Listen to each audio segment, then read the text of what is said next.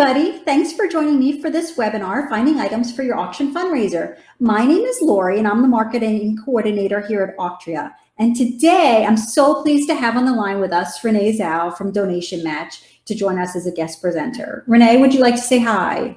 Hello, everyone. Thanks for coming. Thanks for joining us, Renee. So our goal collectively here today is to help fundraising groups make the most out of their auction fundraiser. This webinar is part of an ongoing series from Auctria, so stay connected with us for future topics and registration links. One of the most frequently asked questions we receive from groups that are running an auction fundraiser is where and how do we get donations and auction items? Today, we're answering that question and more. Here's what we'll be covering today.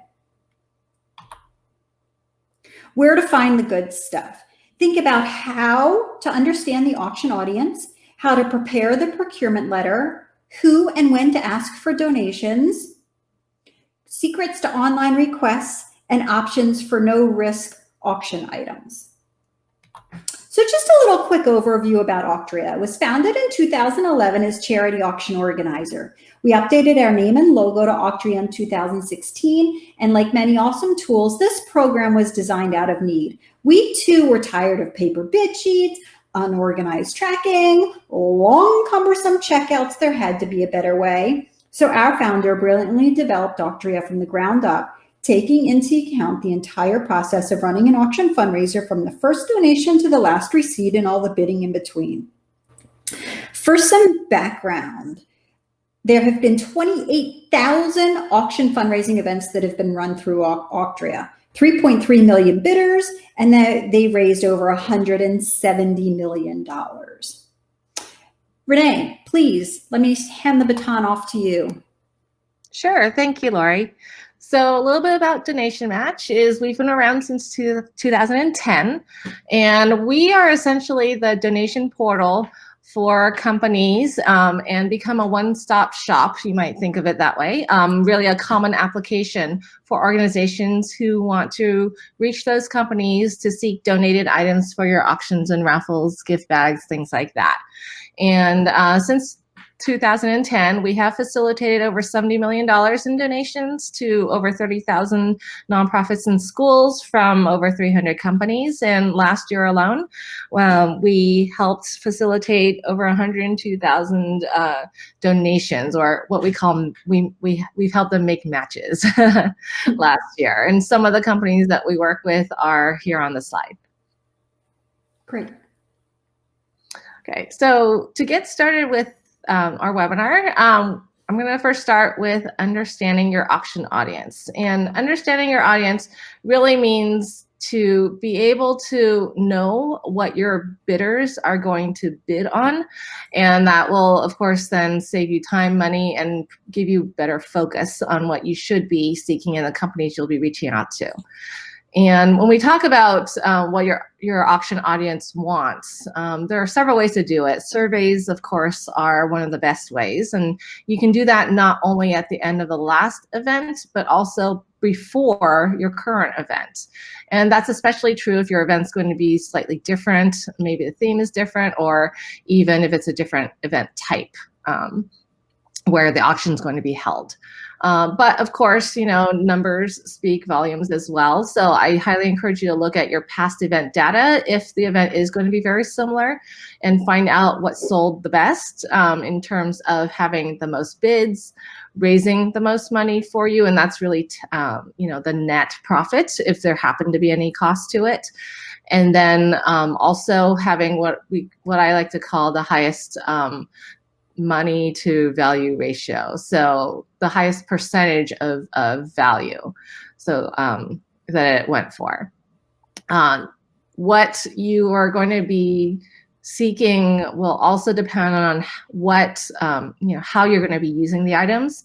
So whether you need something that's perhaps a little more unique or higher value for your live auction versus silent auction or raffle. That, of course, will help guide you in what you focus on, but just as much as how much you want to raise. And, because if you're going to have a live auction, you're going to really need to focus on the very exclusive types of packages that you can raise the most from, as opposed to, if you're going to do more of a community event, or if you want to have more auction packages available, that may be more of, looking for something that's a little more universally available and appeals to the most amount of people. So definitely try to figure out what your bidders want before you go out and, reach out to the world, because you do want to use your procurement time wisely, and there are going to be many more companies out there than you have time for. I have my own top 10 auction packages. I'm not necessarily going to read them all off, but a lot of the auction items that I like to start seeking first are ones that you can't normally purchase. These are things that are made exclusively for your event. Perhaps there's something that your organization has exclusive access to or privileges to. They could be VIP seats. Schools like to do front row seats for graduations, theaters. If you're an organization that has performances, don't forget to set aside some seats or tables or whatnot for this kind of a use as well. Perhaps it can even be a season package that's worth even more than some, perhaps one-offs. Parking spots are great for schools and venues for that purpose as well. Special access, for example, the Magic Castle in Los Angeles is a membership organization, and only members can ask for their, I think they donate tickets to performances for auctions. The general public can't do that. And of course, anything that might be sold out. I see parking spaces here one more time. Is that enough times to emphasize that? Bucket list experiences, whether it's far away or close, there are a lot of bucket list types of things that people want to do. Learning new skills are part of those. Skydiving, things like that, that perhaps someone will splurge upon. But don't forget about everyday items as well. A lot of us need to buy gifts throughout the year. And so having certain kinds of outings and gifts and date night tickets and items, things that will make your lives easier if you had them around, are helpful just as much as things that you do every day, like going to, grocery shopping, stores, personal services, and setting up those summer camps for your kids. So Laurie included some of these great examples from her son's auction at his school, where everyday items personalized can sell for a lot more than the items themselves are worth, and that that this is a way to make them priceless. Here we go. Schools can also include things like principal for a day, or bell ringer, or anything specific that might sometimes just be reserved for a certain person to do. But if it's something that others might be interested in doing, you can turn that into an auction package as well. Even lunch with one of your board members might be desirable. Some pitfalls or mistakes that I see auction committees making when they are securing items is, the biggest one I think is assuming that every bidder thinks like you do and has the same interests. And, if your auction committee doesn't necessarily want to bid on something, it doesn't mean that no one or not many people in your event audience will. So be careful about restricting the types of items you have. Make sure you are diverse. Of course, you want to know any terms and conditions, and be sure that you do communicate that on your display sheets. One of the other common mistakes is having too many of the same item. If you are donated more than one, which is generous and great for the company to have done that for you, I wouldn't necessarily put them all as standalone. You don't necessarily want the same package multiple times in your auction, but you may be able to put one standalone and add the others to other packages, other baskets, to make them uniquely valuable. The last is having a high ratio of number of packages to buyer units. So what that means is buyer units, how I define that is as the wallets in the room. So that means that if you are having an event with couples, that they count as one buyer unit. And, in my opinion, a 1-to-1 ratio should be the maximum number of packages you have. But, this is something that I'm getting used to myself, because the parent group that I had always managed the auction for, we were known as a shopping event, and it was a lot of fun. We would have 150 attendees and 150 packages. What ended up happening, though, and a little bit of it was by accident, as some companies pulled back on donations and perhaps we ran out of time, we started reducing the number of packages we had, but we raised just as much money. And that's because you typically have only a certain amount of money that attendees are prepared to spend. And, just because you have fewer packages doesn't necessarily mean they're going to be buying less. They may just be bidding a little higher on what you have, and you can save yourself some energy doing that, time and energy. So don't worry if you don't have as much time to get as many, a higher quantity of donations. It may just mean that you can still extract the same amount of money from the room, but with less work. And some of this advice is predicated on your having the same kind of event from year to year, especially, in terms of looking at past history. So just keep in mind that every audience is different. If you change the theme, it'll attract a different kind of interest in people, especially if you change the kind of event, if it's a carnival versus a parent gala. So keep that in mind too, as you secure items and your audience changes. You may need to do more surveys to help you out. In terms of procurement and getting ready to do the ask, I've talked to just about every company that, on Donation Match that donates, and I think the biggest pet peeve they have when they read procurement letters is not understanding the impact that they can make and what the organization is willing to do in exchange for the donation to help them out. Now, it's not necessarily a quid pro quo, but they do want to know how you will be promoting their donations, how you will get the most out of what they give to you. So of course, you want to be nice, be direct, keep it to a single page, something very easy to read, bullet points if possible, but you do need to include key information, which does include any deadlines you have, how donations are going to be used. Some companies have preferences to not have items in raffles. They like silent auctions where the bidders and winners feel like they purchased the item, even though the money goes to you and not to the company. And they want to know the impact of what they give. And in terms of impact, if it's at all possible to perhaps really put it out directly in terms of this, say $100 will pay for one student to go through this particular program each year.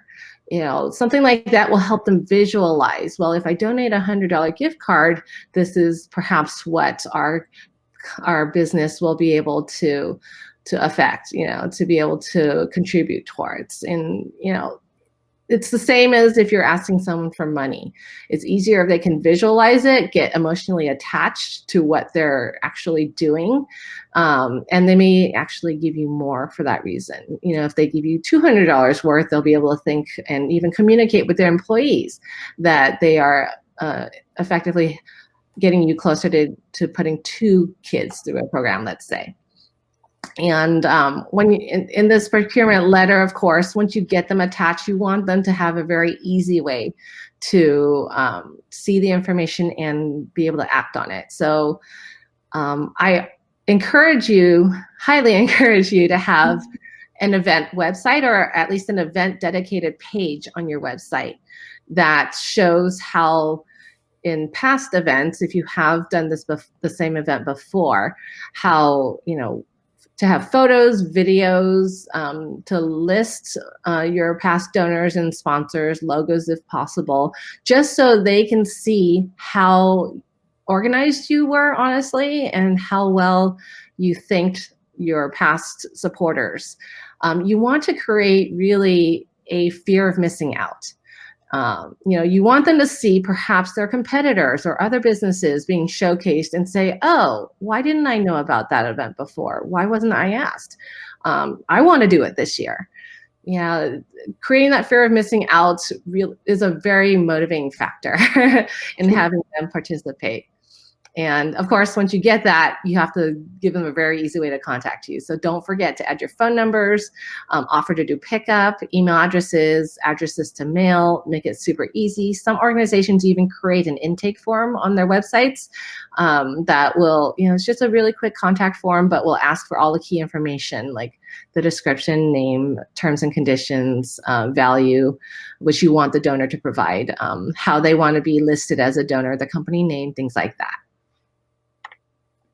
And of course, in terms of staying organized, as your committee is going out and making these asks, you want to have all the materials ready. You want to minimize the questions you have. So I always encourage having a Dropbox or Google folder somewhere online where your committee can be shared access and be able to get printable letters. If they need more, they can print them out themselves. Media kits with your logo, websites. A lot of companies want to see your IRS determination letters to show that you have 501c3 status or other status if it's not 501c3. This is a link to our template, the event details that we suggest you have on hand. It's very comprehensive, but it's meant to have you answer the questions once so that your committee doesn't have to ask you again. Photos are always great. Links to any media coverage and articles that you had are wonderful too. And then of course, keep all of this organized so that your committee can know who's already been asked, who did the ask, what their answer was, and be able to update this themselves in real time. And this will help you all, avoid duplication of effort, of course, but also be able to help, and you'll see later in the presentation, help whoever is doing your social media and promotion, or even your website, be able to include the yeses in any of the promotion you're doing. Okay, next, now that you have your materials, who, when, and how do you ask? So who, this is a list that Lori and I have come up with to make sure you don't forget some sources. Past donors, I think we all know that. Board members, yes. But, some people forget to actually broadcast it to members, supporters, everyone on your email list that you are going to be holding an event and you do need auction items or raffle items, whatever you're doing, because not only may they own businesses, but they work for businesses and they may actually work for the businesses that you're trying to reach out to. So letting them know will make it a lot easier. You don't necessarily have to share your entire list, target list with them, but to just generally let them know that you are seeking items and offering that kind of visibility will allow people to perhaps help you out, or even join your committee. Don't forget to ask that too. Of course, your own vendors, people that you pay for services and product from, are sometimes willing to also donate, and that speaks to actually even the venues that you're using. If you're having your event at a hotel, don't forget to ask the hotel and even the restaurants in the hotel for donations as well. And of course, your own partners and sponsors. Wherever you eat out, of course, grocery stores, etc., places you already are, that helps to keep letters in your pocket or purse or car. And we have the aggregated lists that we'll share farther on down in the presentation. We actually have a resource list which includes these as well. But there are places that do have lists and groups of donors that you can reach out to. I often get asked when you should start securing items, and honestly, as soon as possible.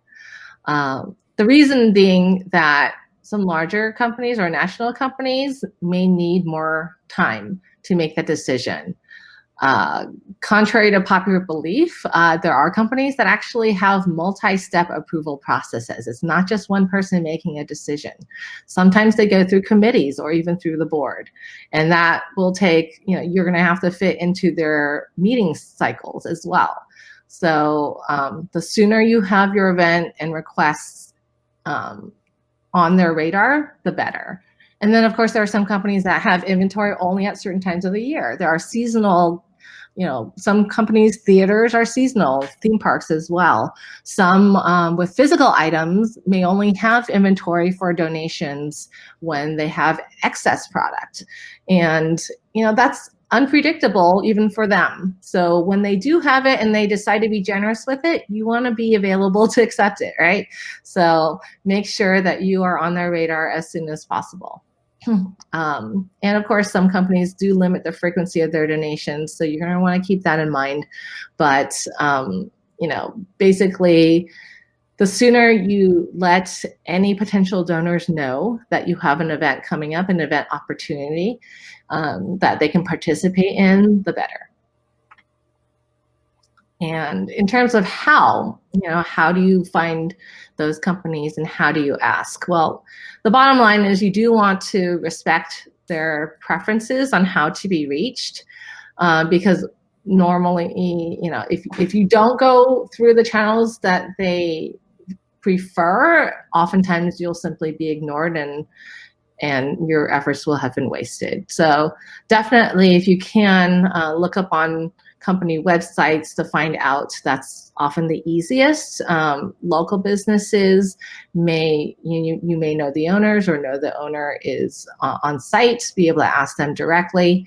But franchises will often make decisions themselves, but chains and larger stores with corporate offices will oftentimes have a corporate office that the requests go to, or at least they want it to go through that channel first before it's dispersed to the local decision makers.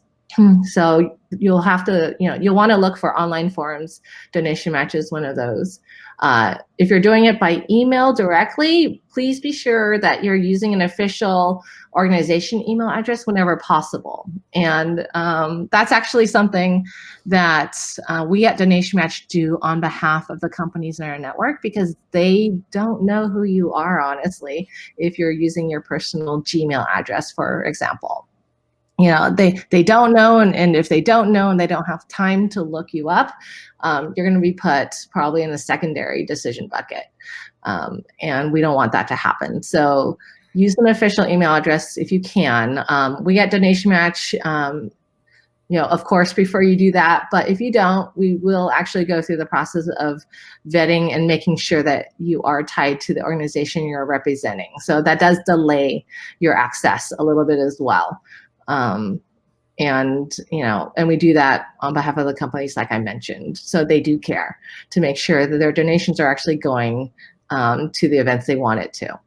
In person, of course, have letters with you at all times to leave with anyone you happen to run into. And in terms of when you're doing these kinds of asks, I think the biggest takeaway should be to stay and appear organized. Really make sure that you're avoiding duplication whenever possible.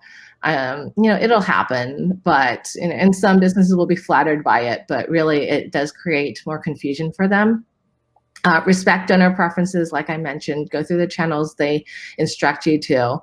And I've had it told to me that when organizations don't go through the right channels, and perhaps sometimes they feel a little inundated if too many requests come from the same organization.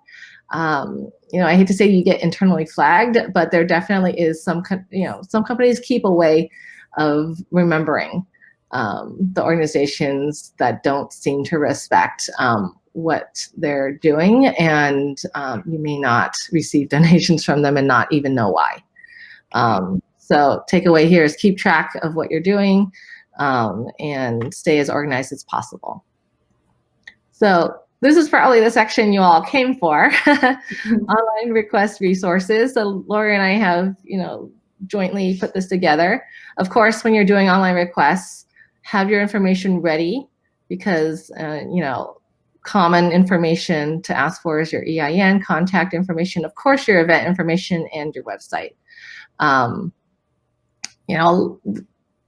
lot of donations for sports teams and sports related donations are online, professional teams, but don't forget about collegiate teams, minor leagues, even your local teams.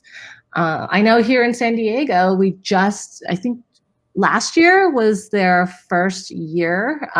So the San Diego Seals is a new professional lacrosse team here in San Diego. And, they had their first year and they wanted to get some more visibility. And they are now a donor on Donation Match as well, so that they can connect with organizations like yours to really, they actually like partnering, but, gives them a great channel to increase their visibility by donating tickets to events. And so a lot of organizations like to do that. It's a give back for them as well. Even local recreational leagues may donate registrations to you. A lot of even training centers for that will do that as well. Family activities, of course, are very common to find online. Theme parks, entertainment centers, mini golf, things like that, movie theaters, of course, things that you would do, outings for your family and retail services. A lot of these tend to be chains that will have online request forms or use Donation Match. And so in terms of lists of sources, and we'll have actually even more than this in the resources page that Lori's put together, but Auctria has their own Pinterest boards. We have our own Pinterest boards as well, and Pinterest is actually a great place to search for donation request links if you haven't already done that. And then Donation Match, we also provide links directly to these forms within the platform. So if you are a Donation Match user, you might have seen these before. They're shortcuts. And although these are not companies that use our system to manage the requests and deliver their donations directly to you, we're going to help you find them. And that's that's what we do to help you get more, whether it's through our system or off our system. So Lori asked me to speak a little bit about Donation Match for those of you who haven't used it before. And so basically, like I mentioned, you can think of Donation Match as a one-stop shop for access to multiple companies who are willing to donate items for silent auctions, raffles, and giveaways. And basically, it's because these companies have essentially asked us or use us as their donation portal. And in doing that, we provide a lot of services to them that make their process a lot easier, so that these companies can often give more than they did before, and it takes them a lot less time. So, this typically becomes a win-win for organizations. It's free to use our system and have up to 3 requests approved per event. You can work on one event at a time for free as well. And then basically any companies that may have referred you to use Donation Match through a special link or referral code do not count in those 3. And you're welcome to stay and use our system for free like that for as long as you want, one event at a time. Now, the cons of our system are that because we are a small but mighty team, we're not necessarily all over. And, we're based in San Diego. We have a lot of companies, in certain areas like Chicago and the New York, New Jersey area, the Bay Area, really all over California. There's quite a few, but we're not everywhere. And so in some places, especially if you're if you're not close to a larger city, your selection might be limited. We do have a lot of online companies that use our system as well. So chances are you're going to find some things, but not necessarily, enough to fill your auction. The great thing is hopefully you'll be able to get enough to at least boost what you're fundraising, and you can feel free to use this for free like that. The process for applying to Donation Match is that we'll have you create a login, be able to add your organization profile. The login enables us to save what you submitted so that you can come back and update it if you need to, but you can also use us year over year to be able to simply add new events as they come up and not have to re-enter the information. We also store e-delivered gift certificates for you to download in our system. We get, we keep updated statuses on your requests for you, things like that. But basically, once you add your organization and you're verified as a contact, you'll be able to add event details and then go to what we call the donation catalog, which is the find donations area, to see what you qualify for in our system and be able to request them there. A lot of times, the donations, I've included an example here. One of our most popular donors actually is a company called Peekaboo. They donate gift certificates for photo products, which are a lot of fun for families. And when you make requests in our system, if they're approved, we'll actually be able to instantly e-deliver a certificate for you to print yourself and put in your auction. So essentially, once you have your auction and it's done, when you come back next year, you'll be able to basically repeat steps 3 through 5 to add a new event and keep doing it that way. Awesome. So I think our last section is consignment no-risk items.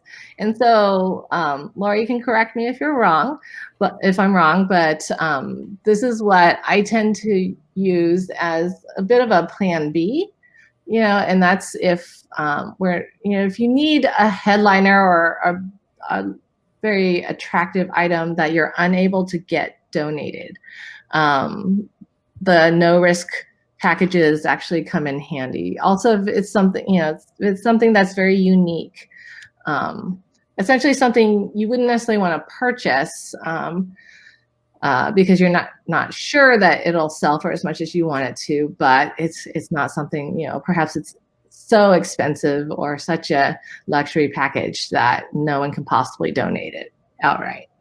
And right. I concur with you, Renee. It's kind of that nice shiny object that you can kind of put as a headliner to attract attention to your event also. Exactly.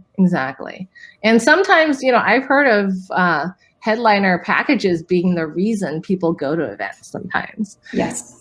Or it's enough to tip them into buying a ticket if they were thinking about it. Right. So especially if it's exclusive to attendees. Right. So, common items here are like signed and autographed sports memorabilia, collectibles, vacation packages, luxury items, things like that. They can, work as raffle and opportunity drawing items too. But basically, the way they work is that you just want to make sure that if you're putting them in an auction, that your minimum bid is above the cost of the item, so that you're at least going to be making something on it, no matter what, and no matter how high the bids go. And if you're going to be putting it in a raffle or opportunity drawing, and it can be something attractive enough that you either are fairly certain you're going to be able to sell a certain number of tickets to be able to cover the cost of it, or you can even say that a minimum number of tickets needs to be sold in order for the actual raffle to happen. And I know that for my son's high school gala that's coming up in May, we're actually going to be buying an Apple Watch for an opportunity drawing, and it's not because honestly, buying an Apple Watch even at retail cost. Let's say that's $400. If you can sell $20 tickets to win that, you've got it covered. And, I think we're fairly certain we're going to be able to do it anyway. So having to pay for something is not necessarily a bad idea if you're able to leverage it and still raise money that you wouldn't have otherwise. I always say sometimes you have to spend a little money to make a lot of money. Exactly. Yeah. You can't, not everything can be gotten for free. And in terms of, these kinds of typical no risk auction items, if it's a physical item, make sure that you know who's paying for shipping, both directions. If it doesn't sell, are you going to have to pay to ship it back? And then with regards to travel, what's included and what's not. Is airfare included? Is transportation to and from the airport included? Even are there blackout dates? Are there other fees that a winner may end up needing to pay? Hotel taxes are common because that's something that needs to be paid at the time of the booking. So, find out as much as you can. Make sure that those are communicated in your program or display sheets for those packages. And we've listed some of the companies that we know of or work with here as well. Okay, so in wrapping up, the biggest takeaway I'd like everyone to take with them is that, procurement is actually very much enhanced by early promotion. And what that means is the more you think and promote existing donors, the easier it will be for you to secure items from others. And I included this example of a Facebook post that one of the PTAs in our system did to thank Medieval Times for the tickets that were donated to them through our system. And you'll notice that by tagging Medieval Times as well as us at Donation Match, they're actually expanding the audience. Not only for their auction, if they're having an online auction, they may actually attract bidders for this. But by doing this, and in the See More, I think they had more information about the event itself, a link to the event website, ways to buy tickets. But if a business owner were to see this, they might think, oh, well, Medieval Times donated to this. This sounds like a fun event. Maybe I should donate something to it too and get the same kind of promotion that they got. If you can start social media like this early, tagging companies, promoting them, you may attract businesses that want the same kind of promotion. So you do want to be consistent about it. That and anyone in their PTA followers, their fans who see this may actually get more interested in signing up to bid or attending the event for a chance to win this. And, and to really be able to do this consistently to your benefit, of course, it is important to track all donations, donors, and items in real time, including their websites, their social media pages, things like that, to make it as easy as possible for whoever's doing your social media to take the information and post it. Through Donation Match, we actually forward the Facebook accounts, Twitter accounts and even suggested posts and hashtags of donor companies. They've provided that to us so that we can forward it on to you and make it easier for you to thank them online. And they love seeing it. And, I'm not sure who all here is in the digital marketing industry, but those of you who are know that there are a lot of tools for tracking these kinds of mentions. And whether you know it or not, companies could know whether you're actually doing the social media promotion you said you would or not. And that may play into their decisions the next year. And then lastly, too, when you're procuring all these great items, make sure that you set your starting bids strategically so that you can get the most number of bidders attached to that per package. and to create a more competitive bidding environment. And an example I can use is, let's say, even with this pair of tickets to a Medieval Times dinner and tournament, I don't know exactly how much that's worth off the top of my head. Let's say it's $100. But basically, my own rule of thumb is to start at about 30 to 40% of values. That might be $30, $40 as an initial bid with $5 increments. And the reason why I personally would do it that way is because I want to leave enough room for at least 3 bidders to be able to make at least 2 to 3 bids before they really get emotionally attached to it. Because if there are going to be a lot of bidders who just set a bid once thinking, oh, maybe if I can get it for this price, that's great. But the ones that want it more are going to outbid the others. And if they get pulled in emotionally, get into that competitive nature to do it more than a couple times, chances are at least you have a higher chance of getting that competitive bidding going. Awesome. Thanks, Renee. I love that you shared that, because I always say donations beget donations. When somebody sees somebody else is doing it, they're like, hey, I want to be there also. That's been my personal experience for multiple years. Yes. So she's speaking the truth.